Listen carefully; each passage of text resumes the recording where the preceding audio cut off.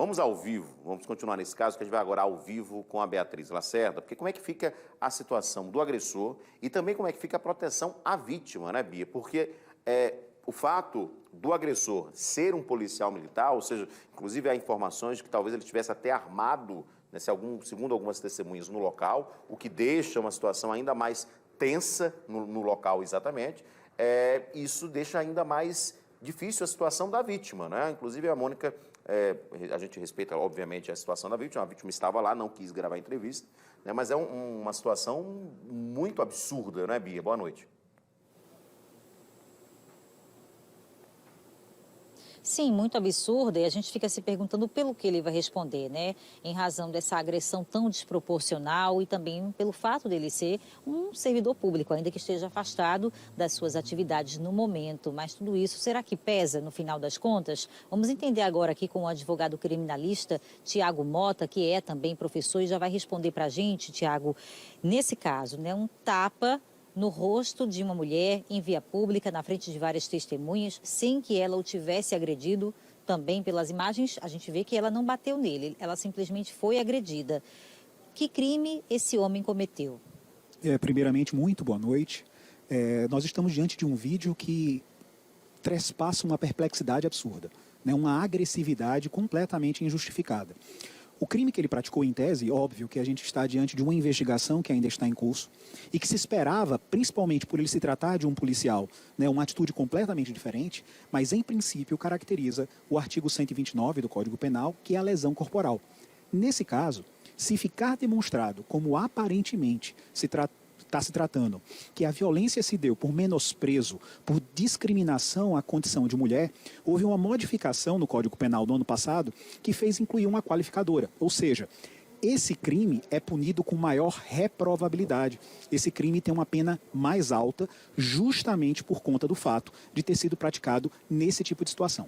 Então, é uma lesão corporal qualificada. Seria uma lesão corporal qualificada, porque a pena máxima, a pena mínima, elas são maiores, né? Revelam uma maior agravação da situação. Por quê? Por conta da situação de vulnerabilidade, né? Como é que a gente pode esperar, principalmente numa situação como essa, onde um homem agride, né, de forma inexcusável uma mulher, né, um comportamento completamente absurdo e que deve ser reprimido, né, deve ser reprimido para que outras situações, que outros comportamentos como estes não venham a se repetir.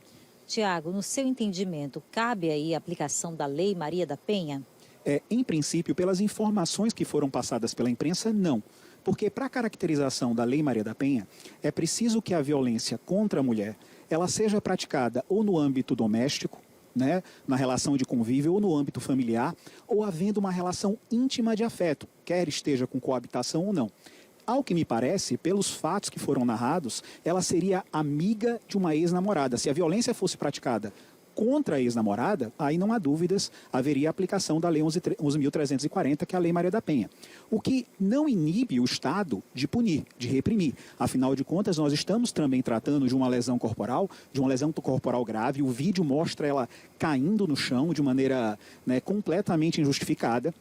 E, óbvio, a investigação ainda vai ocorrer, mas nada, para mim, parece justificar um comportamento dessa natureza. Agora, falando do medo que a vítima tem, muitas vezes, em procurar a delegacia, né? A delegada precisou identificar a vítima, ir em busca dessa vítima para que ela topasse falar. Ali, praticamente, foi necessário insistir, né? Para que ela denunciasse o próprio agressor.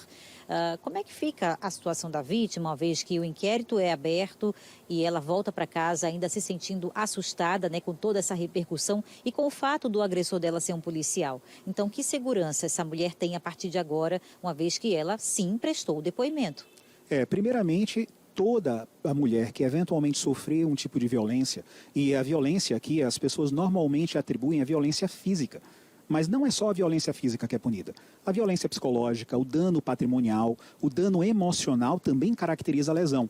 E nestes casos, nós temos 2 delegacias especializadas aqui na capital, a Central de Flagrantes, e nós temos uma série de sistemas, né, no CRAS, nos atendimentos do Estado, que devem dar assistência a essa mulher para que ela se sinta encorajada, para que ela vá até a autoridade policial e reclame a responsabilização de um indivíduo que praticou esse tipo de conduta. Até porque as informações que são relatadas a respeito deste caso é que este indivíduo aparentemente já teria praticado um determinado comportamento de violência contra a mulher anteriormente, claro.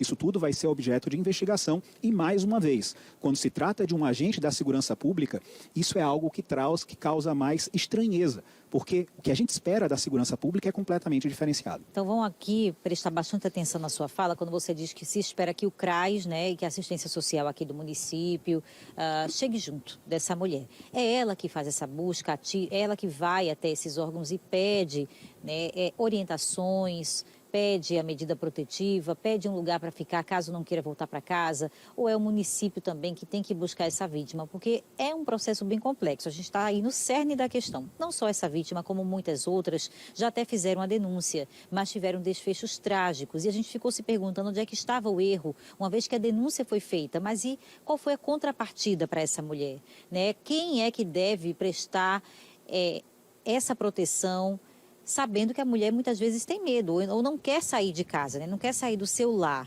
Que medidas podem ser tomadas para que ela, de fato, esteja em segurança? É mais do que natural, né? Afinal de contas, a gente tem visto uma recorrência absurda desses tipos de comportamento. É mais do que natural que a vítima se sinta receosa.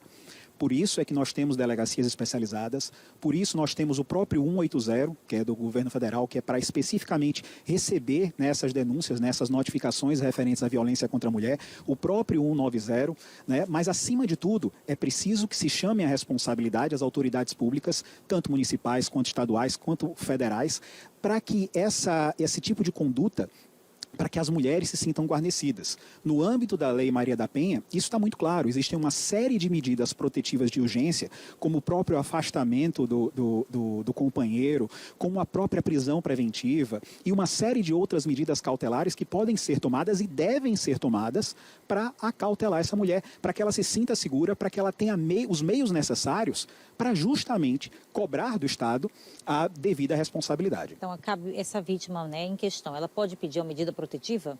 Nesse caso, o Código de Processo Penal ele prevê, lá no 319 e em todos os outros, uma série de dispositivos que podem sim ser utilizados neste caso para guarnecê-la e, principalmente, ao que parece, a delegada vem fazendo um trabalho nesse sentido, né, no sentido de acautelar, no sentido de demonstrar para ela que ela pode confiar nas autoridades públicas e, acima de tudo, é isso que se pede, né, que a gente não deixe esses comportamentos saírem impunes, porque, afinal de contas, o que acontece é que mais e mais vezes a gente vai ter indivíduos praticando, né, condutas dessa natureza. E o que é que a gente não quer? A lei precisa ser aplicada justamente para que a gente tenha esse efeito de devolver à mulher a confiança de viver em sociedade.